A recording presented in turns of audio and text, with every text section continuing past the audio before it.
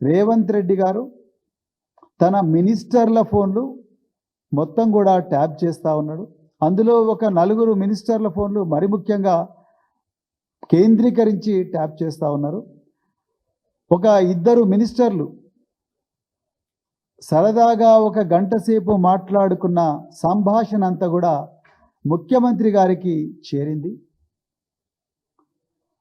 అదేవిధంగా కొంతమంది చైర్మన్లు మాట్లాడుకున్న విషయం కూడా ముఖ్యమంత్రి గారి చెవులకు చేరింది. ఈ సరదాగా మాట్లాడుకున్న మాటలన్నీ కూడా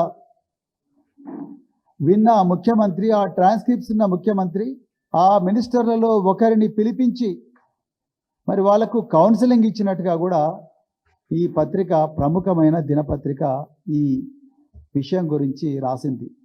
మరి ఆ పత్రికలోనే రెడ్డి సామాజిక వర్గానికి చెందిన మంత్రులు అన్నారు. ఇక రేవంత్ రెడ్డి మినాయిస్తే రెడ్డి సామాజిక వర్గానికి చెందిన మంత్రులు ఇక 3 ఉన్నారు. పొంగులేటి శ్రీనివాసరెడ్డి గారు, ఉత్తమ్ కుమార్ రెడ్డి గారు, అదేవిధంగా కోమటిరెడ్డి వెంకటరెడ్డి గారు. మరి వీళ్ళ 3లో ఎవరి ఫోన్లు మీరు ట్యాప్ చేస్తున్నారు అన్న విషయం మరి మీరే ప్రజలకు చెప్పాల్సిన అవసరం ఉన్నది ముఖ్యమంత్రి రేవంత్ రెడ్డి గారు.